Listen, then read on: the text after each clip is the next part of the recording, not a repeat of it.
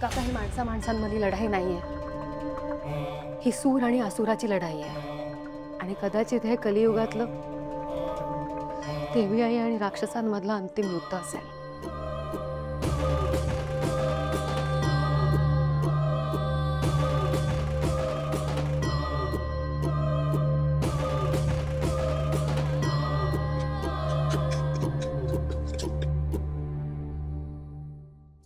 माफ करा मला,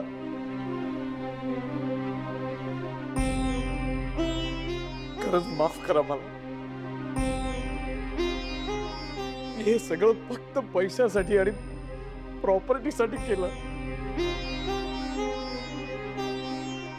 माझ्यावर विश्वास ठेवा, हे सगळं मला काहीच माहित नव्हतं, खरंच माहित नव्हतं मला। मला माफ करा। काय करणार होतो मी, हे काय करणार?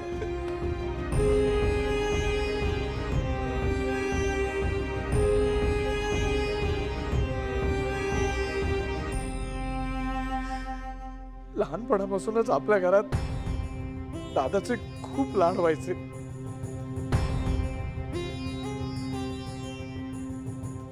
ते मला नाही आवडायचं। मोठं झाल्यानंतर बिझनेस मध्ये दादाने खूप प्रगती केली, त्याचं प्रस्थ वाढायला लागलं।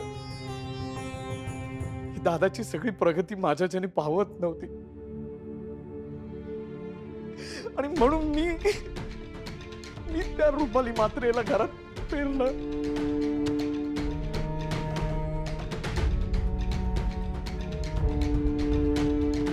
ती नर्स म्हणून आपल्या घरात आलेली असली तरी तो सगळा माझा प्लॅन होता। मी तिला घरात आणलं होतं, कारण फक्त एकच, माझ्या या शेखर दादाला मला उद्ध्वस्त करायचं होतं। त्याच्या आणि ममता वहिनीच्या सुखी संसाराला मला गालबोट लावायचं होतं। काय करून बसलो मी हे। पण नंतर मात्र ती रुपाली मात्रे तिच्या मनाला येईल तसं वागायला लागली। तिने माझ्या समोर माझ्या ममता वहिनीचा खून केला, माझ्या समोर ममता वहिनीला मारलं आणि मी काही करू शकलो नाही।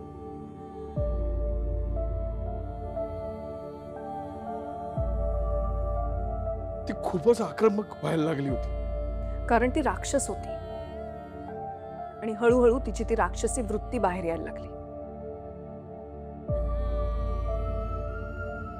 फक्त माझ्या स्वार्थासाठी मी त्या विरोचक राक्षसाला आपल्या घरात घेऊन आलो आणि माझ्या हाताने आपल्या घराची वाट लावली। काय करून बसलो मी हे, खरंच काय करून बसलो।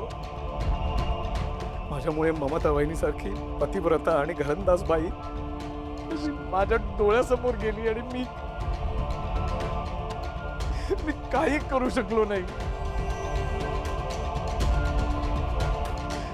पुढे जाऊन तर त्या रुपाली म्हात्रेने आपल्या घराची वाताहत केली। तिने अद्वैतला मारण्याचा प्रयत्न केला, आई बाबांना मारलं, तेजस आणि फाल्गुनीच्या छोट्याशा बाळालाही मारलं। फक्त माझ्या स्वार्थीपणामुळे आपल्या घराची राखराखोळ केली। माफ करा मला, माफ करा।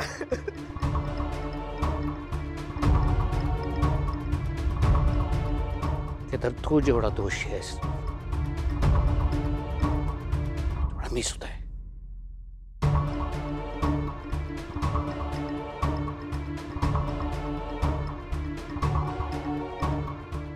रीमा, बाळा, मी तुला तुझ्या आई बाबांबद्दल जे सांगितलं होतं ना, खोटं आहे। म्हणजे तुम्ही सांगितलेलं की हे माझे खरे आई बाबा नाहीये।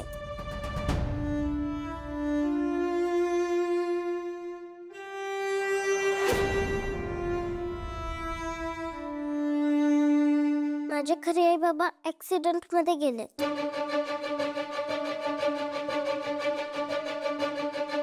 हे खोटं होतं ना? हो ग बाळा, हो.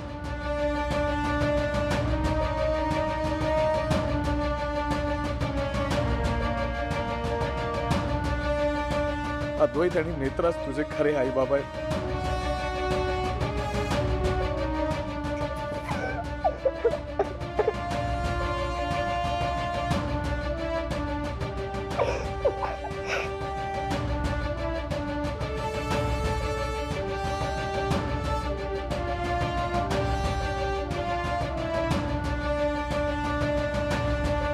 केदार, इतक्या खालच्या पातळीला गेलास की तू या लहान मुलींच्या मनात नको नको ते भरलं. अरे कशासाठी केलंस तू हे सगळं? तू शेखर भाऊजी आणि ममता वहिनीचा संसार उद्ध्वस्त केलास. याची शिक्षा म्हणून देवी आईने तुझा संसार मोडला. तुझ्यामुळे आयुष्यभर मी संसाराशिवाय राहिले आणि तुझ्यामुळे आपल्या दोघांना देवी आईने शाप दिला. मी तुला कधीच माफ करणार नाही, कधीच नाही.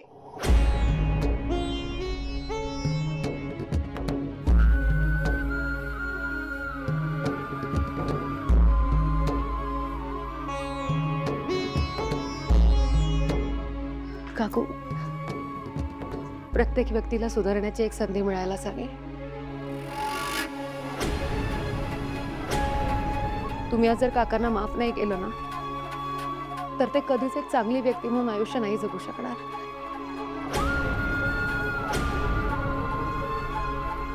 ते कधीच आपल्या कुटुंबाचा भाग नाही होऊ शकणार. पण का माफ करायचं अशा माणसाला? कशावरून तो पुन्हा असं नाही वागणार? नाही नेत्रा, हे सगळं नाही करायचं. काकू माने काकाजींना कधीच माफ नाही केलं पाहिजे. केदार काका काकूंचे गुन्हेगार आहेत. काकूंनी जर त्यांना संधी दिली ना, तर ते एक चांगलं आयुष्य जगू शकतील. कशासाठी द्यायची अशा माणसाला संधी? नेत्रा, तू ऑलवेज असंच करते, सगळ्यांना माफ करायला जाते. पण या माणसासाठी एवढा मोठा मन नाही दाखवायचं. नेत्रा, तू ना नेहमी चांगुलपणा दाखवतेस, पण लोक ना त्याचा गैरफायदा घेतात. अस्तिकाच्या वेळी काय झालेलं आठवतंय ना? भाऊजी, पण तेव्हा अद्वैत, काय चाललंय? कोणीतरी समजावा हिला प्लीज.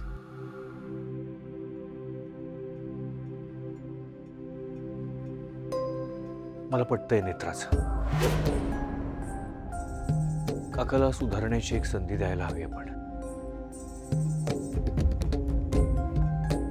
आणि नेत्राने आजपर्यंत या घरासाठी जे निर्णय घेतले ते योग्यच ठरले. Trust her. अद्वैत, तू खूप इमोशनल होऊन विचार करतोयस. प्लीज, हा माणूस काय ते बघ जरा एकदा. तरी सुद्धा नाही, नाही. काकू,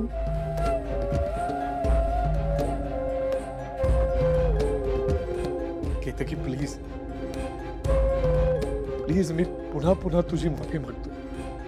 मला माहिती आहे तू मला माफ करावंस या योग्यतेचं मी नाहीये, पण म्हणूनच मी म्हणतोय ना, मी केलेल्या पापांचं प्रायश्चित्त करण्याची संधी मला द्या.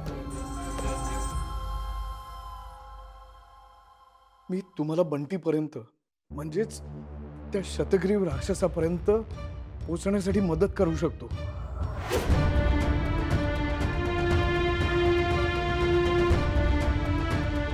मी घेऊन जाईन तुम्हाला त्या शतग्रीव राक्षसापर्यंत. या घरावरचं हे शेवटचं संकट परतवून लावायचंय. शतग्रीव गेला ना, तर कुठल्याही संकटाची आपल्या घराकडे वळून बघण्याची हिंमत होणार नाही. मनापासून सांगतोय, मी मदत करेन. फक्त मला एक संधी द्या.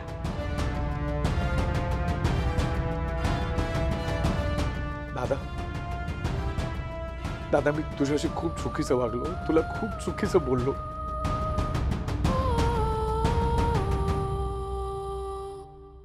माफ कर मला.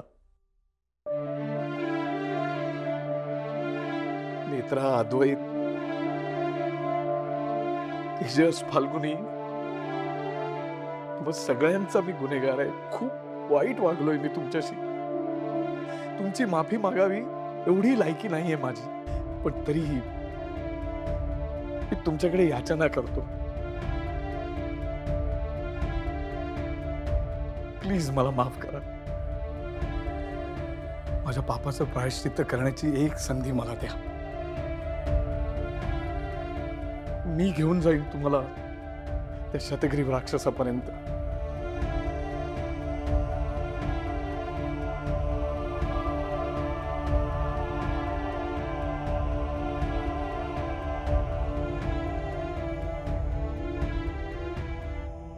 माहिती ताई, मी चुकलो. माफ करा मला. माफ करा.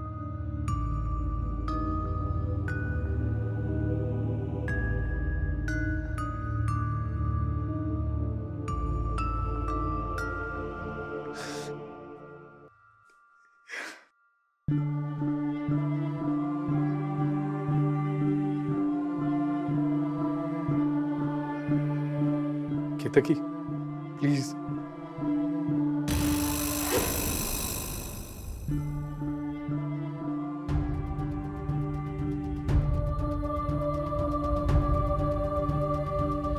केतकी, कुटुंब गमावण्याचं दुःख खूप मोठं असतं. माझं अख्खं कुटुंब गमावलंय मी.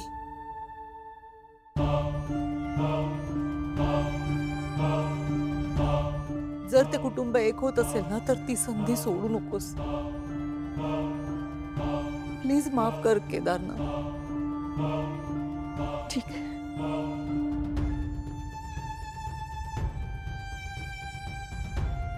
थँक्यू.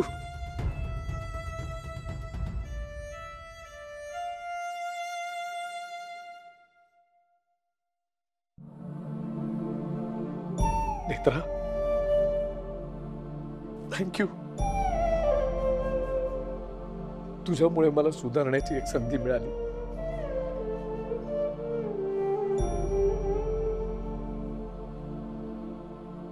रीमा, ये बाळा.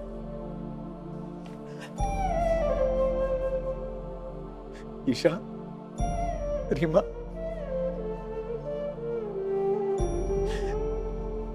सॉरी बाळानो. ओके काका आजोबा.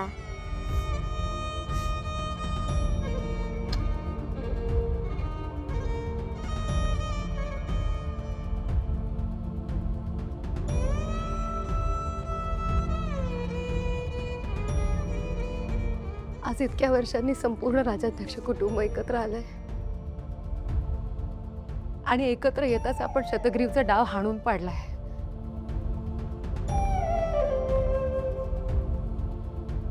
असेच एकीने उभे राहिलो ना तर शतग्रीव विरोधातलं हे महायुद्ध आपणच जिंकू.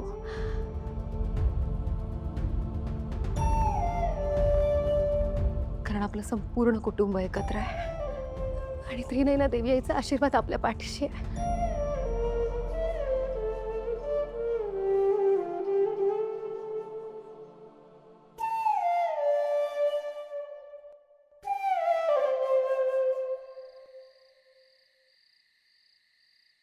किती स्वार्थीपणे वागलो मी. प्रत्येक वेळेला फक्त स्वतःचा स्वार्थ शोधत राहिलो. जीवाला जीव लावणाऱ्या भावाच्या आयुष्यात रुपालीला आणून विष घालवलं. ममता वहिनीसारख्या निर्मळ मनाच्या बाईचा जीव गेला. दादाच्या संसाराची माती झाली. आणि आता अद्वैतच्या आयुष्यात मेघनाला आणून त्याच्या संसाराची सुद्धा राखरंगोळी करायला निघालो होतो मी. अद्वैत आणि नेत्राला हे सगळं कोणत्या तोंडाने सांगू मी? केतकीला हे सगळं कळलं तर ती आणखीन चिडेल. नाही, हे सगळं लवकरात लवकर थांबायलाच हवं. उद्याच्या उद्याच जाऊन मी मेघनाशी बोलतो.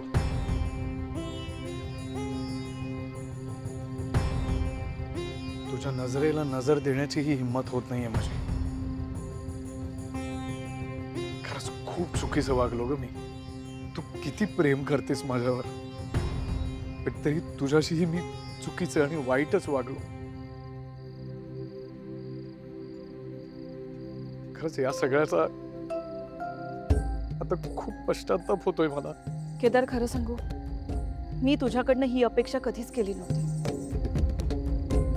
पण तू ज्या चुका केल्यास ते मान्य केलंस. तू सुधारायला सुद्धा तयार झालास. मीही तुला माफ केलंय. त्यामुळे आता जे काय झालंय ते सगळं विसरून जाऊया. थँक्यू केतकी. मी खरंच खूप नशीबवान आहे. तू माझ्या आयुष्यात आहेस. मनापासून थँक्यू. आणि तुला आभार मानायचे असतील तर नेत्रा आणि मैथिली ताईंचे मान. त्यांच्यामुळे तू आज घरात राहू शकलास. केतकी, मी तुला शब्द देतो. मला नवं आयुष्य जगण्याची, सुरू करण्याची तुम्ही जी संधी दिली आहात त्याचं मी सोनं करेन. पण परत असं नाही वागायचं.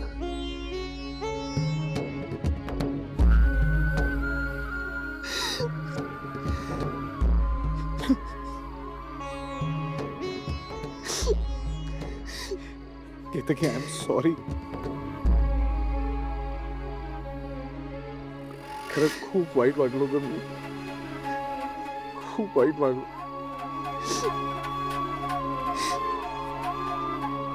पण ह्यापुढे त्या शतग्रीव राक्षसाशी लढण्यासाठी आणि मैथिलीताईंचा जीव वाचवण्यासाठी मला जे काही करता येईल ते सगळं मी करेन.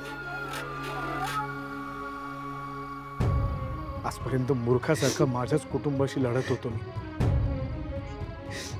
पण यापुढे आपण सगळे मिळून एकत्र त्या शतग्रीव राक्षसाशी लढू. नको काळजी करू, मी आहे.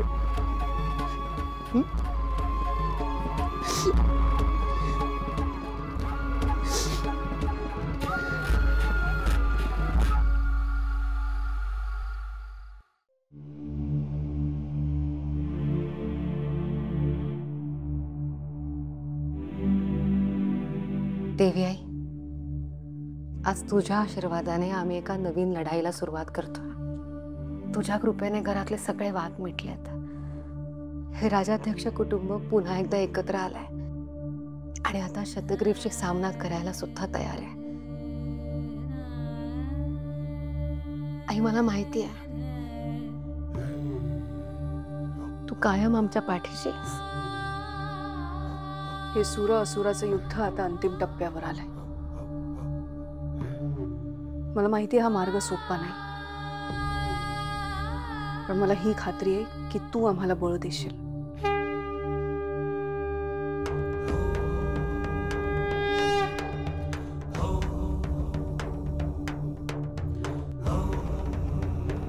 नेत्रा,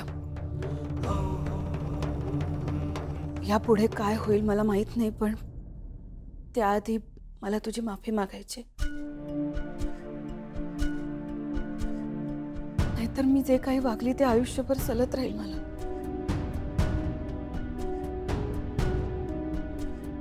मी खूप चुकीची वागले. प्लीज मला माफ कर. काकू, काय करताय? सॉरी म्हणण्याची काही गरज नाहीये. हे बघा, आपण ना झालं गेलं सगळं विसरून जाऊया. मी सुद्धा मनात काही ठेवत नाही आणि तुम्ही सुद्धा नका ठेवू. आता आपण फक्त पुढे बघायचं. आपल्या समोर आता एकच ध्येय आहे काकू, शतग्रीवचा वध करणं. खरंय नेत्राचं. आता सगळं विसरून जाऊया आणि शतग्रीवचा सामना करूया. नेत्रा, तू बोल, आम्ही काय मदत करू शकतो? मला माहिती आहे शतग्रीव खूप शक्तिशाली आहे, पण तात्पुरतं का होईना आपल्याकडे देवस्तुती आईचं कुंकुम हा एक तोडगा आहे आणि तो शतग्रीव बेसावत असताना आपल्याला त्याच्यावर हल्ला करायचा आहे. खरंय. तुम्हाला खरंच असं वाटतं आपण त्या शक्तिशाली शतग्रीवशी लढू शकतो? नाही म्हणजे कुंकू हा फक्त तात्पुरता तोडगा आहे ना. गेल्या वेळी पण आपण हेच वापरलं होतं, पण काय झालं माहितीये ना, मला खूप काळजी वाटते. म्हणजे मागे जे काही घडलं ते सारखं सारखं आठवतंय. मला खूप भीती वाटते. केतकी, भीती वाटणं खूप स्वाभाविक आहे. मला कळतंय ना तुम्हाला काय होतंय ते, पण माझी काळजी करू नका तुम्ही. हे देवी आईचं कार्य आहे आणि देवी आई आपल्या पाठीशी आहे. आणि जर मनात भीती ठेवून आपण लढायला गेलो ना तर आपल्या हाती काहीच लागणार नाही. आत्या, आपण म्हणतोय खरं शतगिरी बेसावत असताना त्याला गाठायचं, पण नेमकं काय करायचं ते आपल्याला नीट ठरवायला हवं. कारण मला नाही वाटत आपण आता तयार होत. पण आता तयारी करायला हवी. शतग्रीवशी आपल्याला लढायलाच हवं.